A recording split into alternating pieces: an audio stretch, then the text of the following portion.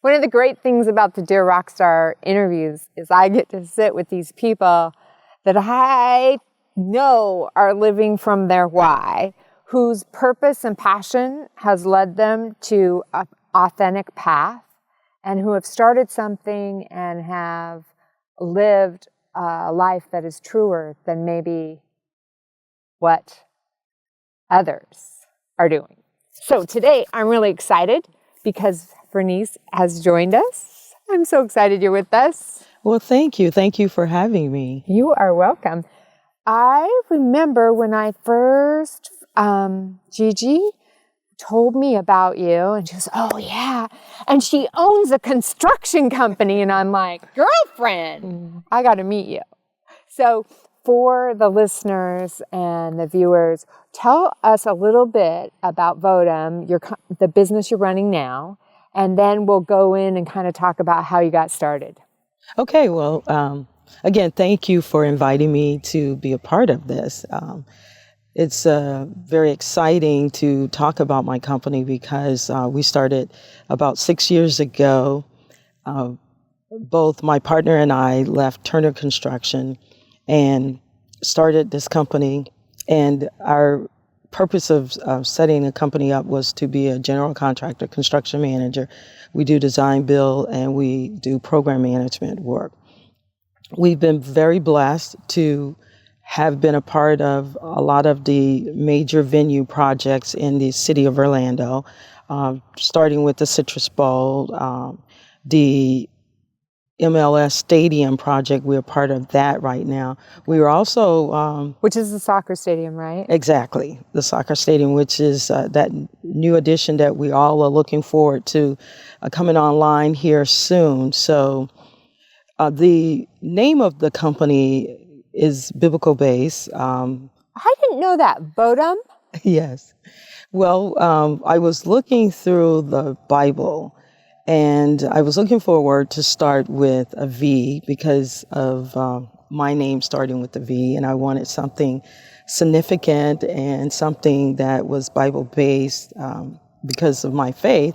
And so the only word that was in the Bible that, started with a V that I thought made any sense was vile. And I was like, vile construction now? That doesn't sound too good. So I did a little more research on the word vile and looked up the Latin derivative for vile, which is votum. And so in doing some more research on votum, under the Canadian Reformed Church, the votum is the ritual in which they pay tribute to God, and meaning all of my help cometh from the Lord. And I was like, bingo. Okay, all of my help? All of my help cometh from the Lord. And I truly believe that God provides for us because I was raised to know that God is Jehovah Jireh and He is our provider. And so to have a name associated with that, with a company, I was so excited. And what else was good about the name was my partner name starts with a T. So the word is Votum. And so we got both of our names in the word without even planning it. And then right to your why. And right to my why. So talk to us a little bit. So faith is the part. Faith is the part. It's the foundation of me as a person. And it's also the foundation of my stewardship as the leader of this particular company. Stewardship is an interesting word. We don't hear it all the time. So how do you define stewardship, and what does that look like in terms of you being the leader of your company? Well, I define stewardship as something that you're entrusted with, and I, again, referring back to my faith, is something that God entrusts you with. And so I look at Him blessing me to have this organization that He has put in my control to grow it and to serve people and with it, and to hire people and give them opportunity within it. And so that's how I would define all these responsibilities instead of like all these rights or, right? It's like the reverse of what we often hear. Right. So talk to us a little bit about your startup or your entrepreneurial journey. Like when you go back and look at like, where did this all start? And well, I think I have had that burning desire to be an entrepreneur for years. And do you feel like it's a burning desire or something inside of you? It is, and also I would say I was exposed to it when I was a child coming up. Both of my parents were entrepreneurs. My mother owned her own catering business, and my dad had a construction company himself. And they did that because we had a large family, and like how large? There were 7 children in our household, and Your mom was insane. And being a mother to 7 children. Oh yes, and I am the oldest of 7, so I got some training so that's earlier on. Boss hat. Oh on, yeah, right? oh yeah. So I think my parents, had these outside businesses in addition to their jobs to help support our family, because neither of my parents believe in getting assistance from the government. They thought that God has blessed them with health and strength, and they should work hard to support their family. So they raised us. So you grew up seeing a model of having a job and both parents having businesses. Yes. My dad, who still is pastoring, is a Baptist pastor. Oh, your dad was a pastor? Yes. And so in addition to pastoring a church, he did work on the side, and that was doing construction work.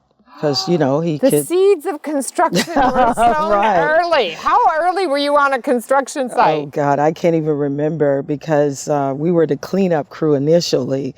And because my dad did minor carpentry and, drywall and flooring. He did some of everything. He was what they say, a jack of all trades. And so with me being the oldest of the 7 children, of course. You were the forewoman. Yeah, I would characterize myself as the superintendent or the foreperson, or, all those roles that you would play if you're leading a crew. And my mother had a catering business. So when we were not helping my dad on his construction site, because, typically his stuff would end during the day, and then my mom goes into action during the evening, because if she was catering a party or something, she would do it after her day job. And her day job, she served as in food service in the public school system. And so, and she just loved cooking. So it's her passion. I'm very capable of cooking. I don't quite love it like my mother, but I'm a great cook as well. So the seeds started with back when you were a kid and with your parents and seeing them. That's interesting. My parents owned businesses too. Like how much of our lives we see it's possible for somebody else, right? So. But what's interesting about my life was that I hated construction. It was like I am going to college. This. That's right. I am going to college. My dad was like, the work was very, very hard, and my dad was he strived for excellence. We had to do it perfectly. The lines had to be straight and all that stuff. And he taught me how to use measurements and rulers and stuff to make sure everything was perfect. And so he raised us to strive for excellence in what we do. And I was like, I'm not going to be doing this work, because the cleaning also as a part of the construction process, my dad was like, the place had to be immaculate, because if someone came in, he wanted it to look good. And when we left, he wanted to look like we were not even there.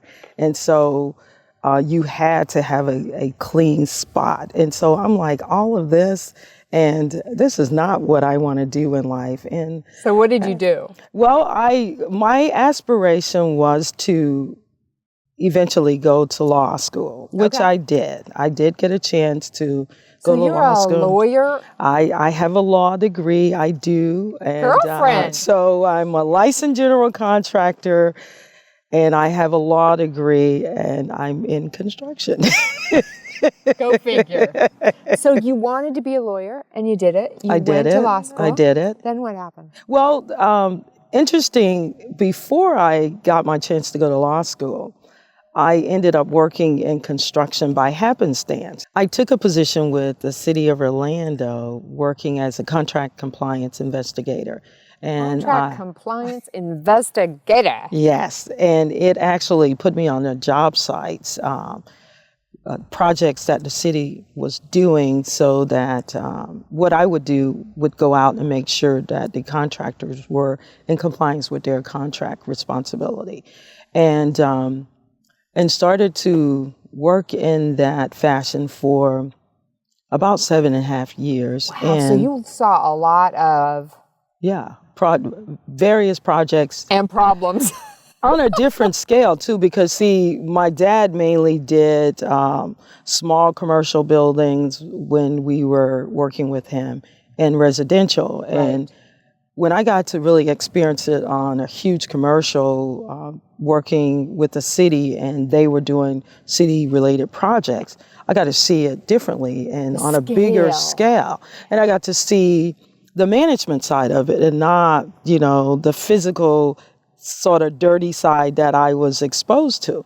And so in that experience, I started to develop a liking for construction. I was like, this ain't so bad after all. And I left the city after those 7.5 years, and I got a job with the Orlando Utility Commission working for a contractor. It was Black & Veatch at the time, who actually was building the Stanton Energy Project too, which was a $455 million project that I got to spend 3 years on site with. And so I got to experience construction in like a highly complex environment, building something, so fantastic as a energy plant. And so I continued to evolve in construction, but I did not give up my desire to go to law school. So subsequently, after completing that job assignment, and I didn't want to move to Kansas City because that's where Black & Veatch was headquartered. And since this particular project was over with, there was no other position for me here in Orlando. Instead of moving to Kansas City, I had gotten accepted into law school also. I decided to work with a gentleman to start a company, and it was a construction company.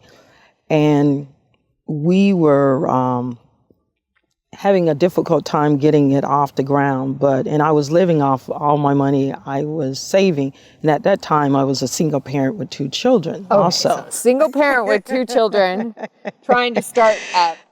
And had you gone to college? You've already gone to college. Right. I had graduated from UCF. So now I heard your story once. You were a single mom you went back to college when you were a single mom, right? Right. Well, I was in college, but I had not completed college. I was taking like one class or 2 classes a year while I was married. And of course, when I divorced from my former husband, I knew I needed to speed that process up because I had applied for a different job while I was in the city and did not get that job because I didn't have the requisite 4-year degree to even qualify for the job.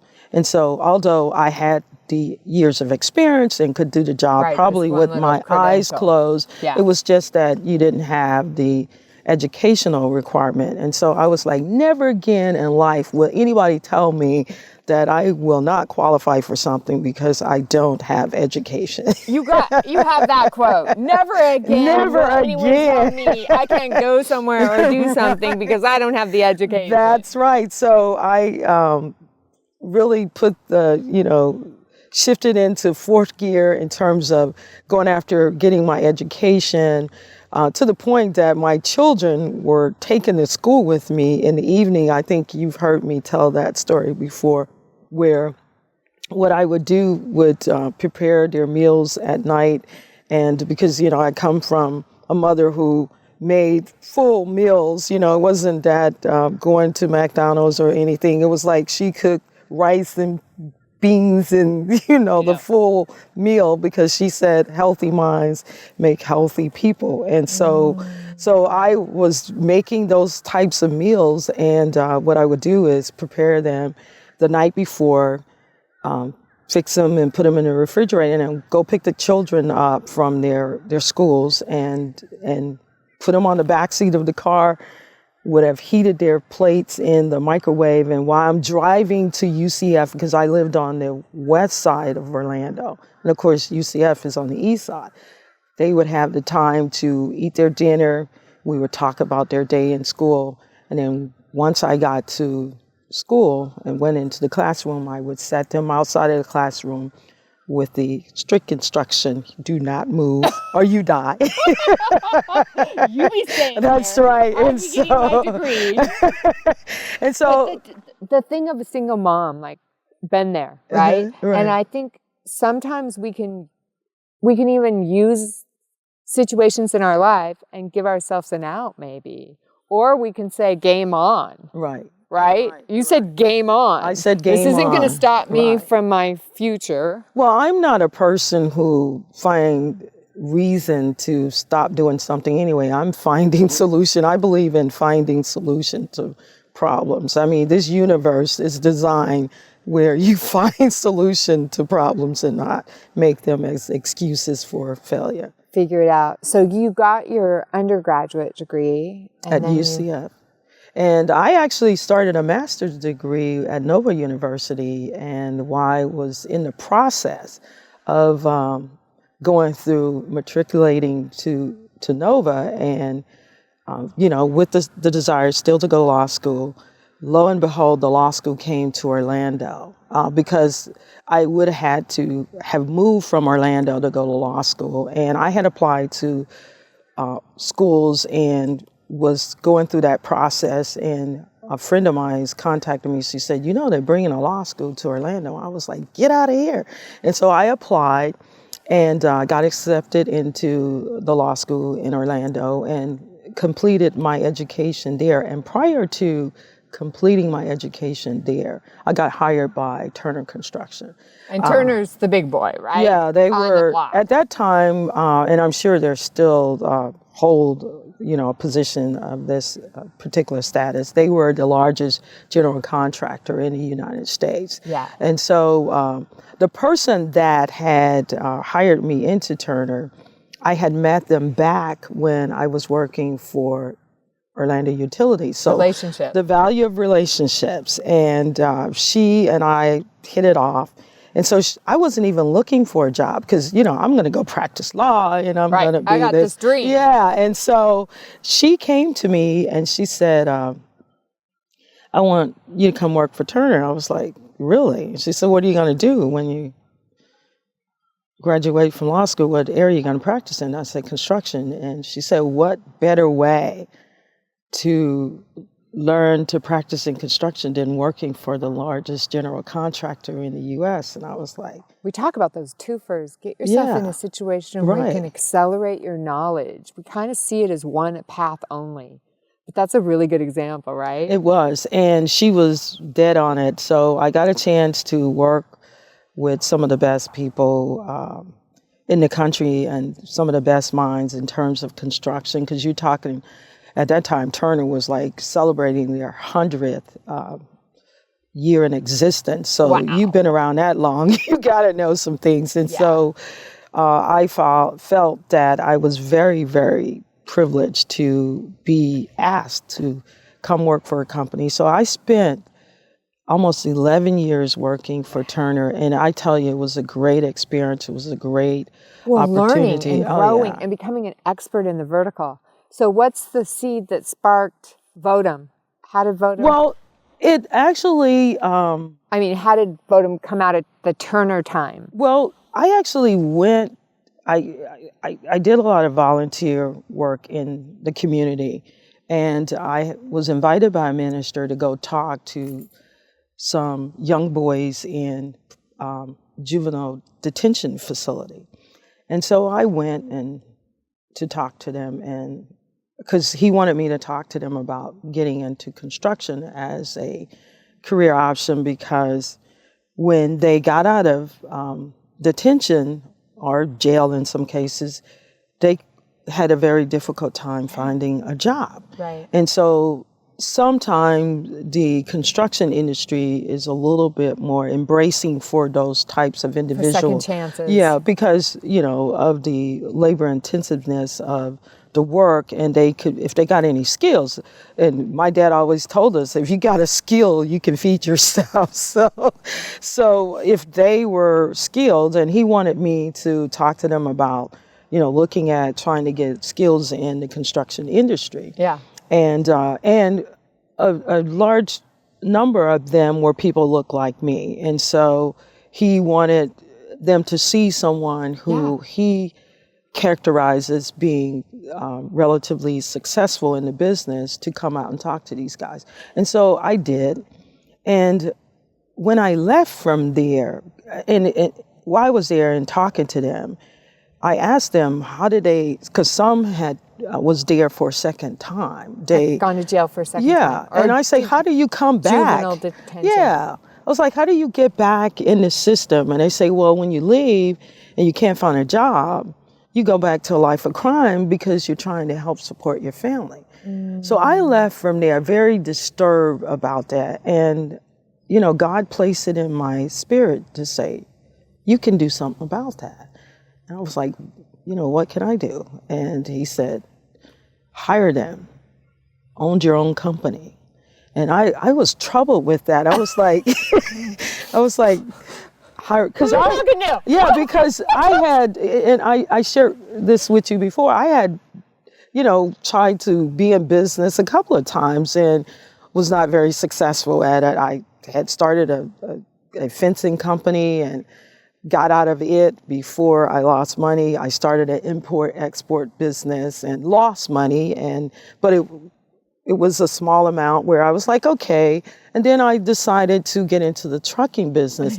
And I lost a huge amount of money. And so I was like... this is what people need to hear. Right. They see that one business that you get the double or the triple on, but not all these false starts, Right. face plans. Well, and but plus... you're thinking, okay, haven't I proven that that's not my path? Well, so that comes to you now and you're like, right. Okay, wait a minute. Well, keep in mind too that me being in these other businesses, I did it while I had a job. And so to like lose, them, I still could eat. But he was saying, walk away from my corporate job with a good corporate salary. So you felt a leading. Yeah. It's time to start this. Yeah. And so I was like, I'm like, am I hearing God? It's like, is this for real? And so I decided that I was going to go talk to my parents about it because, I'm going to the brook of wisdom. Yeah, I'm going to go see what they have to say about this because, I wasn't a young person either. I was getting older and I'm getting ready to step out into a world of starting a business where, people... Well, we say direct deposit is the drug of the ages. Right. There's something nice about just that money. Right, in, exactly, right. Or somebody else who's got the hustle and I'm just the employee responsible for just this portion of, right. And so I went to talk to my parents about it and I was like, I'm thinking about going into business and starting a construction company. And to my surprise, my parents were so supportive. They were like, we were hoping one of our kids would have their own business one day. And I'm like, why haven't you guys said anything? And my mother and my father, they said, let us know how we can help. And I left Vernice because I drove. My parents live in Pensacola, and of course, we're in Orlando. And I drove there myself this time because I wanted to have this time with them without my husband. And so as I was driving away, I was thinking, wow, it's almost like I've been blessed. I've got the blessing of the people that are so, that I care about the most in terms of what they thought of it. And they were like, go forth, like if that's what God is telling you to do, go do it. And you got our support. And I was like, wow. So I did. I went and, of course, as I stated earlier, I have a partner. We began to plan. We both got our general contractor's license prior to us leaving Turner. We, did study for the exam on the side, and we planned out every day. And that was how long ago? 6 years ago. So now, well, actually 7, because we planned it for a year on how we were going to do it. We had a really great manager in Turner who we shared with him that we wanted to do this. And he was so very supported. Scott Skadelsky, he said, I would hate to lose 2 of my superstars in terms of employees, but if this is what you want to do, I will help you. He says, you will not do any of this during work time. We promise we will not. He says, and we'll meet. If you want to meet with me, we'll meet after hours. And he stayed true to that.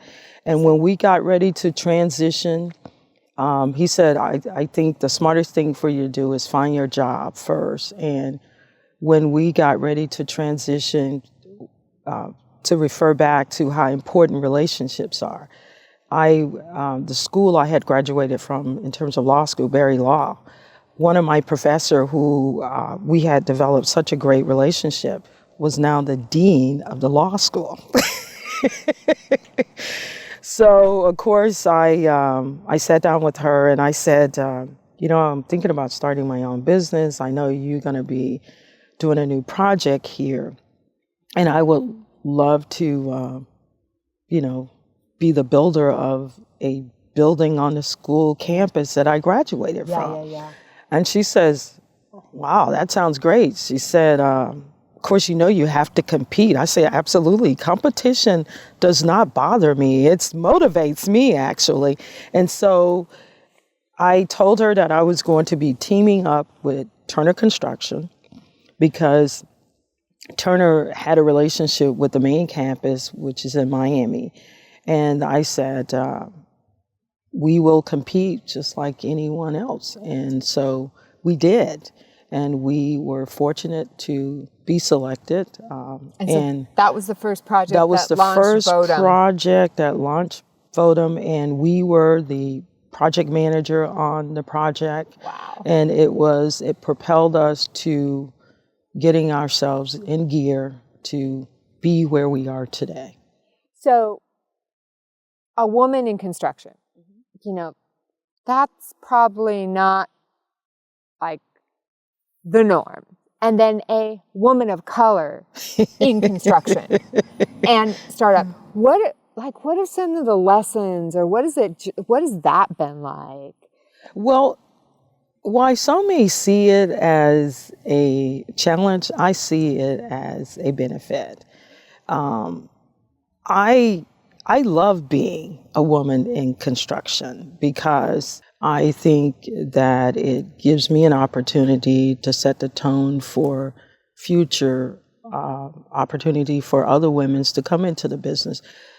You don't have to deviate from being a woman just because you're in this business. I think that it is a lot of opportunity available for women to get into the business. I see women adding more to construction than what currently exists because we are very detailed. Some of the most successful projects that I have been involved with have been led by women,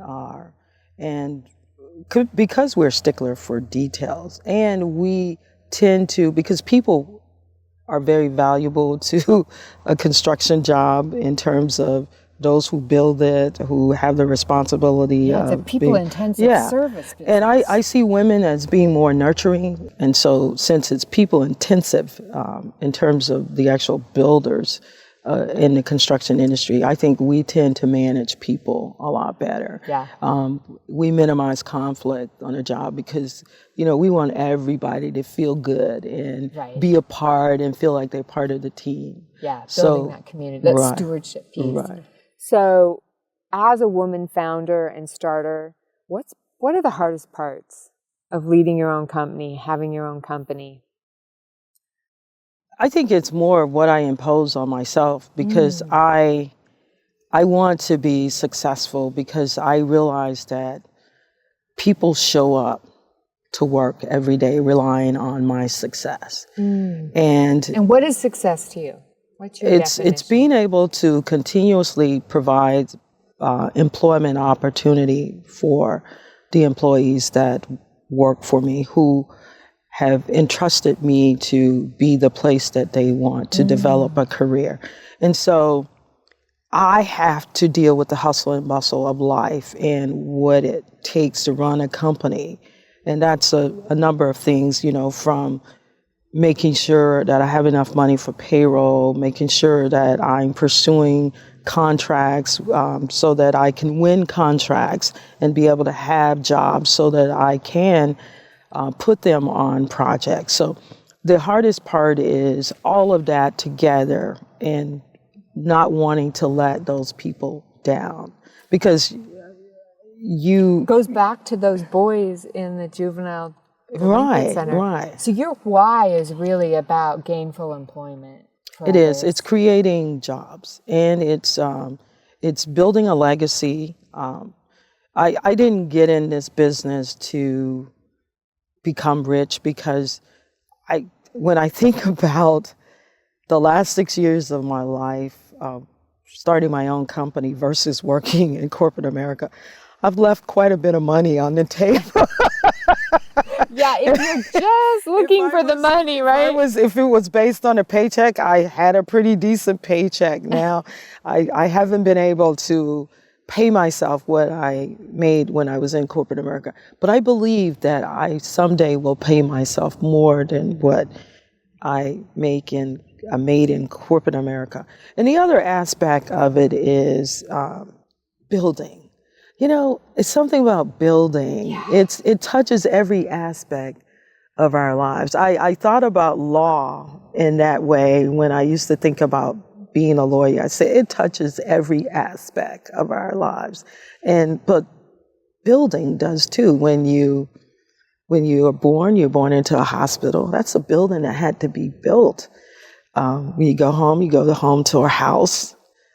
When you go to school, you go to a school building and so forth. And it's in the greatest person that, of course, I remember Jesus being a carpenter. And I was like, it's something about being a builder and creating. That is your sweet spot. Yeah, creating those landmarks and monuments to communities that will last and stand forever. And shelters for people to live, places to live, work, and play, and just enjoy this life here. What inspires you? People inspires me. Being able to serve people and to bring joy to someone else's life. That is what inspires me. And then if you have some beliefs about this life as a creator, servant, steward, what are those? Ask me that again. So people inspire you and you have this belief about your why, right? But what would you say if you were talking to another starter or creator? What do you really believe? What do you just know now because of your experience about starting something, leading something, founding something? Definitely, you got to have a passion for it. I know that is stated over and over again. What you have a passion for, it does not become like a job to you. It's something that you would do for free. Is that how you feel about construction? That's how I feel about running my company, because basically some days it is for free. Some days actually cost me. Yeah, well, some days it is for free, that's true. But how I feel about construction, like I said, I think it impacts many aspects of our lives. But and then so founding things, you got to be passionate about it. What else would you say is that you've learned, that you believe? It's your recipe for other starters to think about. Are you passionate about it? Well, I think that being passionate about something, and you got to have other things that you want, your attributes that you want to bring to it. Because, before, when I was younger and was working with it with my father, I hated it because I thought it was a dirty job and whatever. But now I think the years of experience that I've had being in it, I bring certain attributes to it, and I'm able to talk to people, negotiate deals, because those are just natural gifts that I have. So develop skills, become really knowledgeable, become a master at something. Right. Right? Because that then is what drives the value proposition or the value inside of this, exactly. right? When you were just cleaning up, it wasn't your sweet spot, but you didn't. Well, I didn't place a value on it. I looked at it as like, this is not something I want to do. And to be more specific to your question, it's something you place a value on. Something that you place a value on. Right. That you think is a meaningful investment of your life. Right. Because it is an investment of your life. This is it, right? Right. Our time and our talent is all we have. Right. Really, our resources. And so as you evolve in this life, what is your contribution? Why you're here? Why are you here? And we talk about our purpose, and that has a lot of different meanings to, different people. But my purpose in terms of my contribution to this life is to build something that gives other people an opportunity to be employed, to be a part of building landmarks, like I say, in my community, building lives, period. And so I see that as my way to contribute to this journey that I'm taking in life. And I think my advice to other entrepreneurs is to, there are other more practical things that you should do in terms of preparing to become an entrepreneur. Of course, like developing a business plan, a marketing plan, a financial strategy, identifying the type of people that you will need to help you to be successful as a business, identifying the skill sets that's necessary. All of those things are important. But when you're talking about the interpersonal part, the spiritual part that drives you, I think those things that I just talked about is what's important to. So what are your spiritual practices? How do you manage or lead yourself? What are those things that I read the Bible as often as I can.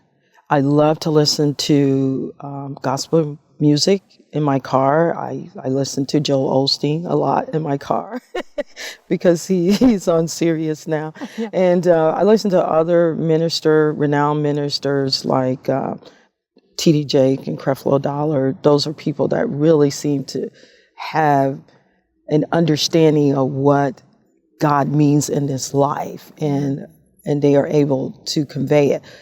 Joel tends to be very motivational in taking the simple things in life and turning it into a joyous occasion. And so I enjoy listening to him and Victoria when they do their talk show. I also like to read daily words, books. I have lots of little things. I think you and I have one called Jesus Calling. Yeah. So like lots of inputs, it sounds like. Yes, I like to continue to feed myself spiritually with good words, words that motivates me to continue on, because in this life journey, you run into challenges, and it's easy to like just get discouraged if you don't have things. And it's all about words when you think about it. Words put together can either encourage you or discourage you. So I want words put together that's going to encourage me. And so when you you're read, intentional about getting words put together that encourage you. absolutely. And that's your diet, kind of. That is my diet. Do you have any physical things you do, or any other things you do? I work out. I don't mind sharing my age. I'm 56, going on 57. You're rocking it. And so I work out a lot. I try to work out at least 3 to 4 times a week. I do spinning classes when I can. I run. I go to the gym. So some kind of physical. Right.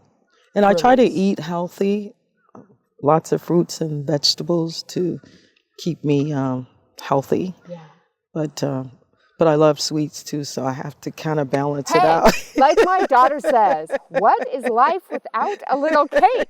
I know, and cookie and pie. Like there's got to be a little and some chocolate with some nuts. Right? Wow. That's right. So as we get ready to wrap up, if there's a starter on the fence, and they got a lot of fear, and they're wondering, what would be your advice to someone that's had something whispering? Well, my advice first to anyone is always to pray about it. There's a saying that says prayer changes things. So go into your secret closet, or however you choose to pray, and pray about it, and then be still and let God speak to you. Because when God has directed you to do something, you can't fail. You may have obstacles and you may come up against many, many challenges, but you won't fail, because you know that God's got your back, and He will continue to lift you up. When you feel like you're falling down, He will be there. And of course, the Holy Spirit dwelling in you will be that comforter that the Bible tells us that it is. You will feel those moments when you want to give up, but you got something holding you and saying, you can do this. Yeah, you're fueled by an eternal line of, right. It just is never ending. So first is to pray, and like I said, listen to make sure that you hear God, because you just got to be still. Sometimes we go to God with things and then we walk back and take it back. And if we're looking at and we're looking at I really don't want any supernatural, awe-inspiring direction. I'll just keep handling this myself. I went to God and I was like, God, handle this. And then when I left, I'm still trying to handle it myself. I'm looking at my resources to say, this is not going to work. I cannot build that $450 million building with this bank account. That's right. But, supernaturally, God, if you give it to Him, He's going to show up and show out. Show up and show out. Absolutely. Show up and show out. You're just you are a beacon of light and faith. And your faith is just, it's the force that makes you a force to be reckoned with. And I am so glad that you spent some time with us. Well, thank you. And you are a dear rock star. Oh, wow. And thanks for being with us today. Great. It's a pleasure.